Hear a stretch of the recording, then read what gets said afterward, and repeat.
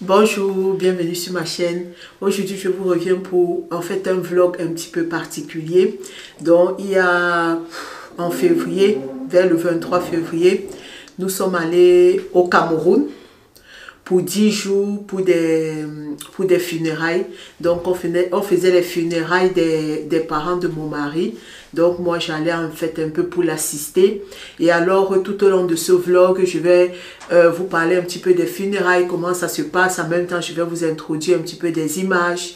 Et à la fin, je vais vous dire un petit peu bibliquement, donc de façon chrétienne, qu'est-ce que je pense des funérailles. Et alors, à la fin aussi du voyage, qu'est-ce qu'on est, quand on est revenu, qu'est-ce qu'on a eu et tout quoi. Donc, n'hésitez pas à vous abonner, à liker, à partager la vidéo. Et sur ce, on commence.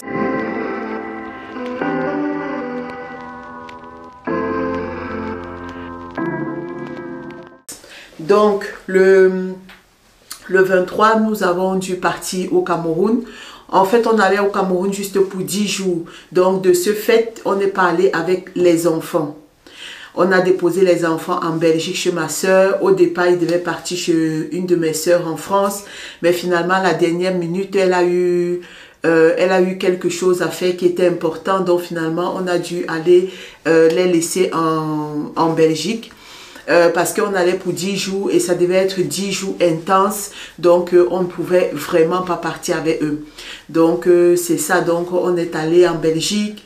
En Belgique, j'ai profité pour faire mes ongles, pour faire mes pieds, parce que là-bas, je vais souvent en fait au même endroit. Moi, quand j'aime quelque part, je vais au même endroit. Et alors, il y a un monsieur un monsieur chinois qui fait ça bien. Je suis arrivée, il n'était pas là, mais il y avait ses employés, ils m'ont fait, donc j'ai fait les ongles, j'ai fait les pieds, et puis après, on a déposé, donc les enfants, comme vous voyez, on a déposé les enfants. Un arc-en-ciel, un Regenbogen, un Regenbogen.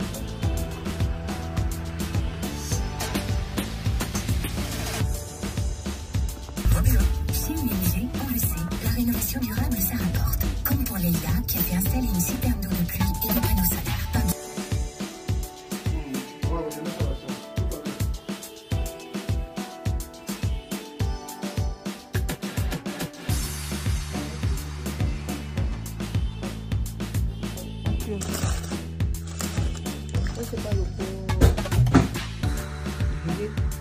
Pourquoi c'est regardé ça?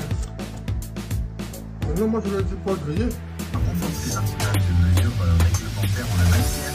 D'ici 2023, les passoires énergétiques, donc les logements ayant un PEBF et G devront être rénovés. Pour les PEBD et eux, une date a également été fixée. L'idée c'est de les faire disparaître et les travaux seront donc obligatoires avant 2045. Les logements n'ayant pas de certificat PEB devront eux obligatoirement en avoir un. Hier, je voulais vous prendre pour le restaurant, mais j'étais hyper crevée, j'étais fatiguée. Donc, mon mari l'a acheté tout seul à manger. Donc, on a mangé à l'hôtel. Et là, on est arrivé à Matongué. Je vais faire mes pieds et mes mains. Et puis après, on va aller déposer les enfants chez leur tata. Aujourd'hui, c'est l'anniversaire de leur tata. Tata chérie.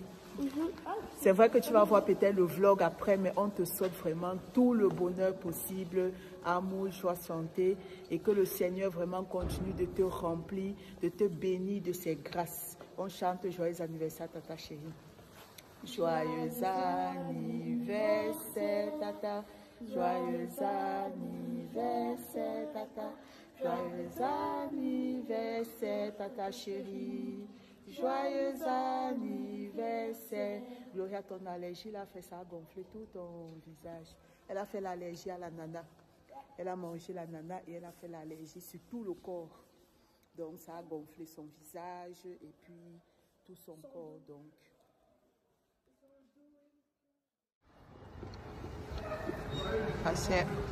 on va. On va. De me harceler. Pourquoi ton doigt là? Mais non. Pourquoi c'est flou? Non, pas Mais que parce c'est que flou. tu es dans le mauvais truc. Oh, il faut quoi? encore tout apprendre sur la base de YouTube. Oui, là maintenant ça va. Oh, tout voilà. retrouve comme ça. Maman t'aime. Quoi? Tu aimes la vue? Cô phải nếp tiếng. Oui. Đấy rồi. Cô khách gì? Cho đến lại khách nghề nhé.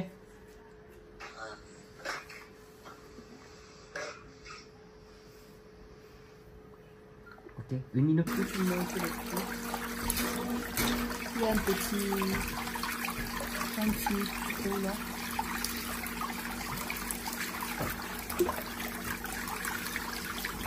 Ouais, c'est un peu grossier là. C'est pour ça que j'aime pas quand ils mettent le vernis blanc. J'aime quand ils font le rose et puis le blanc avec. Quand c'est leur patron qui fait ça, c'est bien. Quand c'est eux, c'est pas la même chose comme le patron. Et après, on a dû aller sur Paris parce qu'on prenait notre vol à Paris. Donc, au départ, on avait pris le vol de Paris parce que justement, on devait aller laisser les enfants à Angers. Donc, ça a été plus proche donc, de prendre de Paris. Mais après, comme le programme n'a plus été comme il fallait, mais bon, on ne pouvait plus changer, les billets étaient achetés et tout. Donc, c'est pour ça qu'en fait, on partait de Paris. Et il faut savoir que quand vous allez au Cameroun de Paris, si vous enregistrez la veille, donc vous voyez, c'est pour ça qu'il y a plein de gens comme ça à l'aéroport. Si vous enregistrez la veille, vous avez 9 kilos en plus. Donc vous avez 9 kilos en plus. Donc c'est quand même important, 9 kilos par personne. Donc on est allé dans la veille, on a enregistré. Après on est allé à l'hôtel, on avait pris un hôtel à 10 minutes comme ça de l'aéroport Charles de Gaulle. Et après, nous sommes donc à la station-service, on va mettre de l'essence dans la voiture. Et puis, on va comme ça à l'aéroport. Donc, j'ai oublié de vous montrer mon petit outfit du jour. Une chaleur monstre à Douala, apparemment.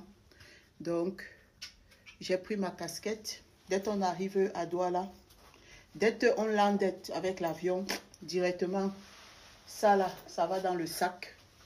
Je garde mon chapeau parce que façon dont j'ai horreur de la chaleur, ça sera seulement du relais. Donc.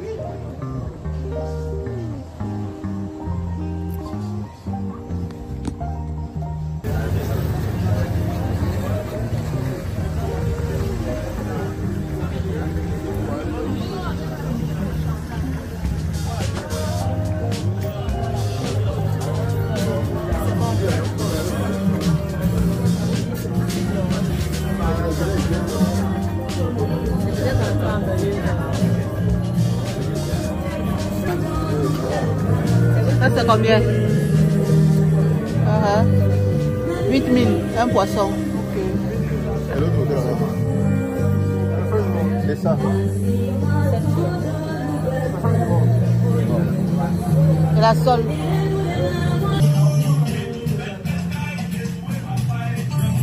Donc, quand on est arrivé au Cameroun, comme je vous disais, c'était vraiment un voyage speed. Quand on est arrivé au Cameroun, dès le lendemain, on a dû aller à l'ouest parce qu'on est arrivé le dimanche. Le dimanche, je crois, le 24, et dès le lundi, le 25, on devait aller à l'ouest parce que déjà, le 26, il y avait des festivités au village que je vais vous mettre ici. Donc, il faut savoir qu'en fait, les funérailles, chez nous, en fait, c'est lorsque vous avez un parent ou quoi, ou quelqu'un qui est décédé. Et alors, plus tard, avant, en fait, les gens gardaient le funérail pendant longtemps parce qu'en fait, le funérail, c'était une grande fête après qu'ils faisaient. Donc, un peu une fête au mort, on peut dire, quelque comme ça. Donc, ils faisaient une grande fête et tout. Donc, il y avait les gens qui faisaient ça, le funérail, après 20 ans ou quoi. Moi, mon mari, là, c'est son papa qui est décédé quand il avait l'âge de 9 ans. Donc, il n'a pas tellement connu. Et il a sa maman qui est décédée il y a 5 ans. Donc, ils ont décidé de faire les funérailles des deux. Et alors on commençait déjà au village parce que quand c'est comme ça, il faut aller d'abord au village pour taper le deuil au village. Parce que normalement les funérailles, normalement ça se passe, pour ceux qui sont de l'Ouest, normalement ça se passe au village, dans la concession de la personne.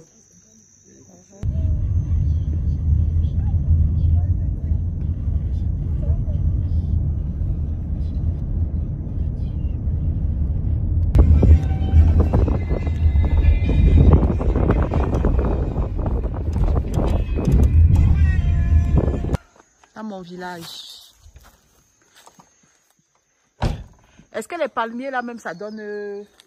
Ah, il faut entretenir, c'est ça. Depuis, on a pu entretenir. Voilà, le goyavier, ça donnait des bonnes goyaves. Oh, quand on était petit, on arrivait ici, là, c'était... On était tout contents.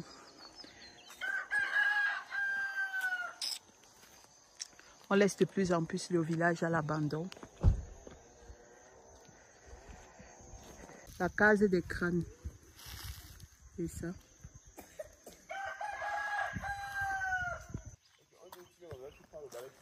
C'est ça qu'on dit qu'il n'y a même pas pris le balai pour balayer. On n'a pas apporté le balai. On peut faire le balai avec les branches. Attends, je te casse une branche. Ok, c'est bon.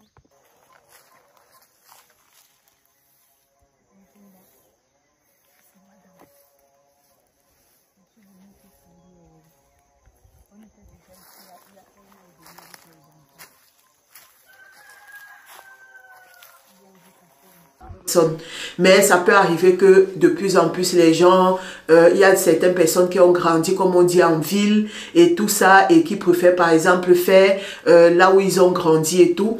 Donc ça c'était le cas de mon mari et tout. Donc ils ont voulu faire où ils ont grandi à Douala. Donc de ce fait, de toute façon, il fallait taper le deuil pour ouvrir le deuil, taper le deuil à l'ouest. Donc on est allé donc à Baganté et c'est donc là-bas que le deuil a pu être tapé.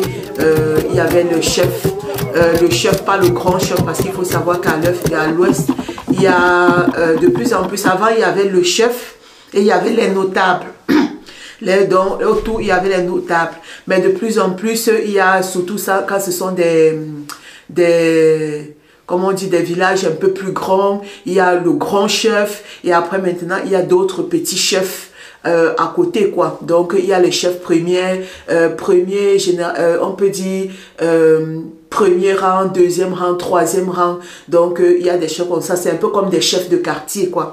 Donc là donc il y avait le chef de quartier, on peut dire, qui est arrivé et avec encore deux autres notables, ils ont aussi dansé parce que c'est eux qui ont ouvert en fait un peu le funérail au village. Donc au village en fait tout s'est très bien passé. On a fait, je crois, 2 jours, oui, on a fait 2 jours au village.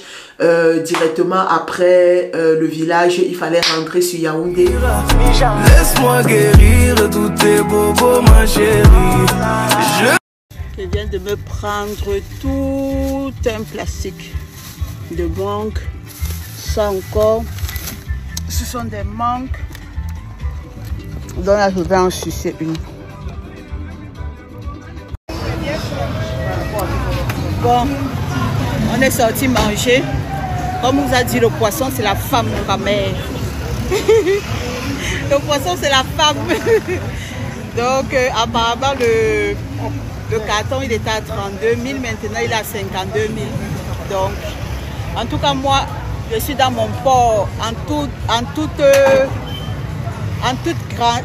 personne ayant grandi à Yaoundé. Moi c'est le port. Donc oui, j'ai dit toute personne ayant grandi à Yaoundé. Je suis yaoundéenne, qu'est-ce que tu veux? Yaoundé c'est le port. Moi c'est le porc qui mange. Donc je vais manger des brochettes de porc.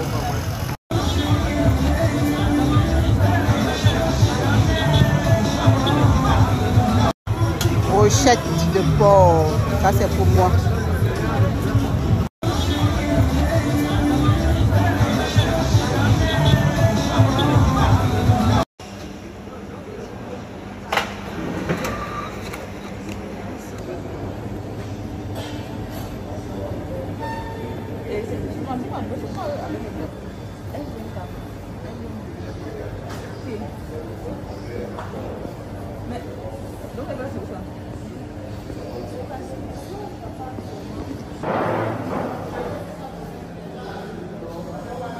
Genre, elle fait comme un mini reportage. Oui, elle va dire ça comme ça. Son séjour. Un jour, ça. Quoi? Je vais pas le prendre.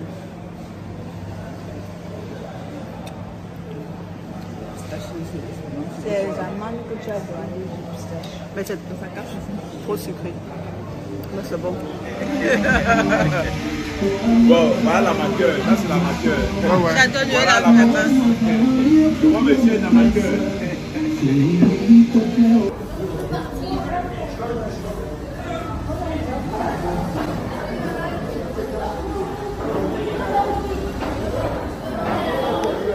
Il se passait sur 3 jours, le vendredi, le samedi et le dimanche.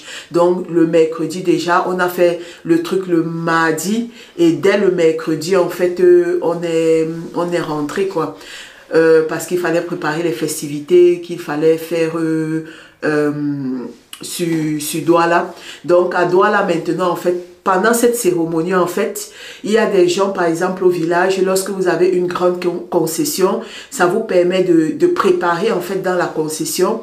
Mais ça peut arriver que, par exemple, parce que, par exemple, quand moi, mon père, par exemple, il est décédé, on n'a pas fait, donc il y avait le deuil dans la concession de mon père. Et alors, les gens prennent souvent les maisons de deuil, on appelle ça la maison de deuil. Donc, les endroits où, par exemple, je peux dire, par exemple, mon frère, ou lui, quand il va venir, il va recevoir par exemple ses amis qui vont venir l'accompagner. Alors il doit prendre des maisons. Donc on prend en fait les maisons autour de la maison du deuil et donc ça permet donc de préparer. Donc ce qui fait que donc à Douala aussi c'est pareil, mais à Douala c'est beaucoup plus difficile parce que c'est en ville, parce que à l'ouest ce sont des maisons où les gens viennent que le week-end. Donc, s'ils n'ont rien de programmé le week-end, vous avez toute la maison pour vous, quoi. Alors qu'à Douala, en ville, que ce soit Douala, Yaoundé, en tout cas en ville, ce sont des gens qui sont sur place, qui vivent sur place. Donc, ce qui fait qu'ils ne peuvent pas vous donner toute votre maison, quoi. Donc, finalement, à côté de là où il y avait donc leur maison, on a pu demander donc une place à une maman. Et donc, comme vous voyez, la cour, c'est là où on a pu préparer. Il y avait le monde, on a préparé. Donc, comme je vous disais, les festivités, c'était vendredi, samedi, dimanche. Le vendredi, c'était la messe, le culte d'action de grâce le vendredi. C'était dans la messe. Le samedi, il y avait réception. Donc en fait c'est chaque enfant, ils sont 5, chaque enfant avec comme sa maison de deuil et alors il avait ses invités qui venaient pour sa maison de deuil. Donc le samedi soir on recevait, donc chacun recevait dans sa maison de deuil donc les gens qui venaient l'accompagner et alors à côté de ça il y a ceux qui... il y a des chants, des danses. Mon mari l'avait pris en fait une réunion, c'est un peu comme comment on dit ça? Une réunion, c'est un peu comme des gens qui se mettent ensemble et tout ça là pour ensemble d'un village et tout ça. Donc mon mari avait pris une de ces réunions qui est venue, qui a dansé presque toute la nuit. Nous sommes restés là un bon moment et puis on les a laissés. Donc ils ont dansé comme vous voyez les danses comme ça. C'était intéressant. Et pendant ces danses, il faut savoir que pendant ces danses, que ce soit au village ou bien que ce soit à Yaoundé, à Douala, il faut donner de l'argent. Donc quand ils dansent comme ça, à un moment on prend par exemple la personne qui est un peu comme le représentant qui les a invités, le représentant de la famille, il s'assoit au milieu. Je ne vous ai pas mis tout ça parce que sinon ça allait faire le vlog trop long. Il s'assoit au milieu et alors les gens passent, on met de l'argent, on donne l'argent. Et aussi aux gens de la réunion qui sont en train de danser, il faut aussi, il y a un représentant de la réunion qui danse et il faut venir en fait donner l'argent. On appelle ça chez nous le salaka. Donc il faut venir donner de l'argent et tout ça là sur la personne pour représenter un peu la réunion. Et plus en fait la famille qui fait le deuil a des moyens, plus aussi ceux qui vont, le salaka aussi est consistant et tout ça quoi. Donc là, ils ont dansé et tout. Et après, on avait aussi le dimanche aussi avec des danses traditionnelles aussi. Et aussi une réception aussi où chaque enfant ou bien chaque tante, parce qu'il y avait aussi les sœurs de sa maman aussi qui pleuraient leurs sœurs. Donc elles avaient aussi des maisons de deuil. Donc c'était vraiment, la route a été de l'endroit où ils étaient, la route a été barrée pendant 3 jours pour les festivités qui se sont évidemment très bien passées. Et finalement, donc après ça, les festivités sont finies le dimanche. Dès le lundi, on a dû partir à Yaoundé, parce que moi je viens de Yaoundé, donc je peux pas aller au Cameroun sans passer au Angola, donc je peux pas aller au Cameroun sans passer à Yaoundé. Donc on allait à Yaoundé, mais je vous ai pas trop filmé parce qu'on était beaucoup plus en famille. Et puis après on est allé chez nous dans la maison où j'ai grandi pour saluer un peu ceux qui étaient là et tout ça. Et après directement, on est arrivé le lundi sur Yaoundé. Dès le mercredi, on devait rentrer sur Douala parce que le jeudi on partait. Donc c'était vraiment un voyage vraiment speed. De vous garder quelque chose. Dites, vous voulez quoi? Vous voulez quoi? Donnez votre goût. C'est à Biémassi, Kenza Market. Pour celles qui veulent venir, les benguistes là, qui veulent venir faire les achats, vous avez de tout ici. De tout, vous avez de tout. Donc maintenant, qu'est-ce que j'en pense côté spirituel? Moi je pense que c'est pas recommandé dans la Bible. En fait on dit laisser les morts, enterrer les morts. Et puis faire aussi le culte, c'est un peu comme si on fait le culte aux morts, quoi. Comme si on est en train de rappeler, en fait c'est un peu ça, quoi. On rappelle le mort. Il y a par exemple certaines personnes qui vont... vous voyez, par exemple, moi je suis allée sur la tombe de mon père, par exemple. Il y a certaines personnes, il y a un rituel en fait. Il y a certaines personnes, quand ils vont sur la tombe de leurs parents, ils apportent le jujube. C'est un petit peu, je crois que j'avais ça ici. Où est-ce que j'ai mis ça? Ah, j'avais un reste de jujube ici. Oh, je sais pas là où j'ai mis ça. Donc ils apportent le jujube, ah oui, j'ai ça.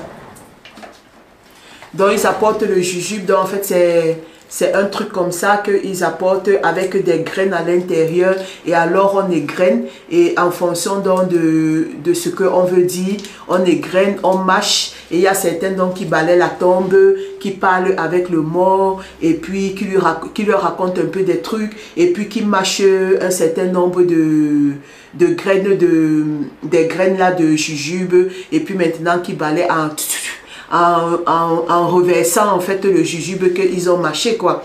Donc il y a certaines personnes qui y croient.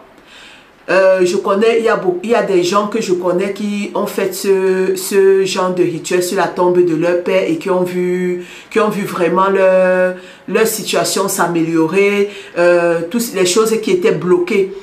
En fait, être débloquées et tout ça là. J'ai l'exemple, par exemple, j'ai une amie, elle était allée sur la tombe de son père, elle a parlé parce que son frère était ici en Belgique, il n'arrivait pas à déposer ses papiers et tout ça. Elle est partie, elle a parlé, elle a fait des rituels. Il y a certains qui versent l'huile, il y a aussi même le culte des crânes dans la maison des crânes que je vous ai montré. Il y a le crâne en fait, c'est que quand la personne décède, après 10 ans comme ça et tout ça là, on rouvre le tombeau pour récupérer la tête de la personne, et alors on le met dans la case des crânes. Et il y a des rituels en fait avec l'huile de palme, il y a des rituels des gens qui le font. En tout cas elle a fait des rituels, elle allait parler sur la tombe de son père, et la même semaine, lui qui n'arrivait pas à déposer, il a déposé il a eu favorablement tout ce qu'il avait demandé et qu'on sort, quoi. Donc il y a plusieurs personnes comme ça là que je connais qui ont raconté. Moi je l'ai jamais fait.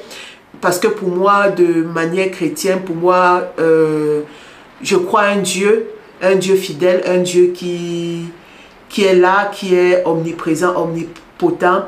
Donc moi, je prie à Dieu et et je vois mes trucs être résolus, quoi. Donc j'ai jamais été fait. Cette fois-ci je suis allée quand même sur la tombe, j'ai pris un balai et tout ça là, j'ai balayé et tout ça, quoi. Donc ça c'est ça. Et quand nous sommes rentrés, c'est pour ça qu'on vous dit, en toute chose, il faut confier toute chose à Dieu. Parce que avant de partir, moi j'avais fait un jeûne de 3 jours où j'ai présenté le voyage et tout ça au Seigneur. Nous sommes partis, nous sommes revenus. Quand nous sommes revenus, c'était la catastrophe. Je vais souvent au Cameroun, mais je ne suis jamais revenue du Cameroun malade. Donc vous voyez, il y a les gens qui partent même au Cameroun, ils ont des maux de ventre, ils reviennent, ils ont des problèmes avec le ventre et tout ça. Moi, je n'ai jamais rien eu. Mais cette fois-ci, quand je suis rentrée, j'avais les mains, je vous mets un peu la photo, j'avais les mains qui avaient gonflé. Parce que quand nous sommes rentrés le jeudi, nous sommes arrivés au Luxembourg chez ma petite soeur, on a dormi un jour. Le vendredi, nous sommes rentrés ici chez nous. Et quand nous sommes arrivés chez nous, je ne sais pas, comme la maison était fermée pendant 10 jours, il faisait quand même, c'était encore quand même l'hiver, il faisait froid. Quand nous sommes arrivés, 1h30 après qu'on soit arrivé dans la maison, je ne sais pas si c'est le changement de température du Cameroun qui était excessivement chaud. Et d'ici qui était froid, j'ai commencé à avoir les démangeaisons autour des mains comme ça. J'ai commencé à avoir des démangeaisons. J'ai eu des démangeaisons aussi à la plante des pieds. Et ça a duré comme ça pendant presque 2 semaines. Je faisais des bains de pieds, des bains de mains. Et le lendemain que j'ai commencé à faire les bains, mes doigts étaient tout gonflés, mes pieds étaient gonflés. Je n'arrivais même pas à marcher. Donc j'ai dû prendre de la cétirizine, donc un anti-allergique. Et après 2 semaines comme ça s'est normalisé, c'est fini. Mais entre-temps, quand j'avais arrêté le grattage et tout ça, ma chère, j'ai eu, comme vous voyez, une photo, j'ai eu une conjonctivite. Donc, je ne sais pas si c'est le sable, trop de poussière, parce qu'il faut avouer qu'il faisait excessivement chaud. Il y avait excessivement de poussière. Donc, je me suis tapé une conjonctivite, comme vous voyez. Après la conjonctivite, je me suis tapé parce que comme il faisait excessivement chaud au Cameroun, donc je buvais trop de jus. Donc ça arrivait que, parce que je sais pas, vous pouvez pas imaginer, c'est pas la chaleur d'ici en été. Donc il fait une chaleur que tu as envie de boire quelque chose de pétillant et de sucré. Donc j'essayais de boire de l'eau, mais à un moment vraiment j'avais envie du jus, j'avais envie de quelque chose de pétillant, de glacé et tout ça. Donc j'ai bu excessivement de jus. Parce que vous savez, lors de ces cérémonies de funérailles, ceux qui préparent avec vous, qui vous aident à préparer, il faut leur donner à boire. Vous voyez, ils préparent, il fait chaud, il faut leur donner à boire. Et alors, il faut donner, parfois on donnait à boire au moins 2 fois par jour. Vous voyez, oh, chaque fois comme ça, on vient vous demander, vous buvez quoi, vous buvez quoi. Ça fait que moi aussi, je buvais et ça pouvait arriver que je buvais même 1 litre ou 1,5 litre de jus par jour. Donc, ce qui fait que quand on est arrivé, après avoir eu les mains qui ont gratté, des manger, qui ont gonflé, après avoir eu la conjonctivite, je me suis tapé des allergies. Donc quand j'ai recommencé à faire le sport. Chaque fois que je faisais le sport, directement j'avais l'allergie qui sortait au niveau du bras, au niveau du dos, j'avais des démangeaisons et tout, et encore jusqu'à aujourd'hui. Donc quand j'ai eu ça, j'ai pris quand même ma glycémie. Et j'étais à 7,7. Donc, imaginez, 7,7, ça c'est à quelqu'un qui est diabétique. C'est trop haut, 7,7. Donc, donc j'ai arrêté vraiment donc, de boire parce que ici, là, normalement, à la maison, c'est vrai qu'à part le Coca zéro que normalement je dois arrêter, je ne bois pas tellement, de jus, quoi. Quand je veux boire un jus, c'est ça. Donc, oh, là-bas, c'était vraiment des jus d'orange, jus de pamplemousse, des jus pétillants, sucrés et tout ça, là. Et alors, j'ai recommencé donc à faire attention et tout ça là. Les allergies ont diminué. Maintenant, quand je fais le sport, j'ai très peu d'allergies qui sortent. Et alors, dernièrement, j'ai repris ma glycémie. J'étais redescendue à 4,9.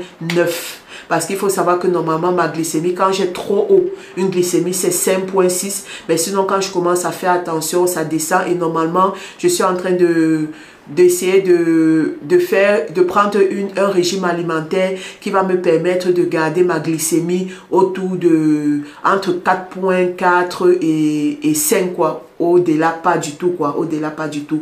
Parce qu'il faut savoir que le diabète, c'est quelque chose qui apporte beaucoup de complications plus tard. Donc, et je veux vraiment éviter ça. Éviter vraiment les maladies et tout ça, ce genre de maladies. Si je peux le faire, j'aimerais vraiment éviter. Donc, il y a ça, il y a aussi les enfants qu'on a récupérés dans un état. Ils avaient fait, comme je vous avais montré, ma fille, elle avait fait une allergie, je crois, à l'ananas.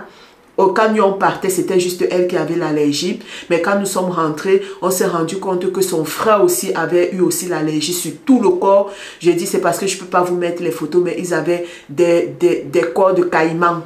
On dirait que c'était des caïmans, des corps vraiment dégueulasses. Donc, j'ai dû acheter des trucs spéciaux pour les laver, des crèmes pour les laver, pour les oindre et tout ça là. On a fait ça pendant vraiment une bonne semaine où on oignait vraiment bien tout le corps. Et puis c'est comme ça que c'est fini et qu'ils ont récupéré leur peau quoi. Mais sinon leur peau était à faire fuir. Donc ça c'est un petit peu notre petit voyage. Donc vous voyez pourquoi on ne pouvait pas partir avec les enfants parce que c'était du tout pas possible. Donc ça c'est notre petit voyage au Cameroun. J'espère que vous allez aimer cette petite vidéo. J'espère que le montage ne va pas être trop long.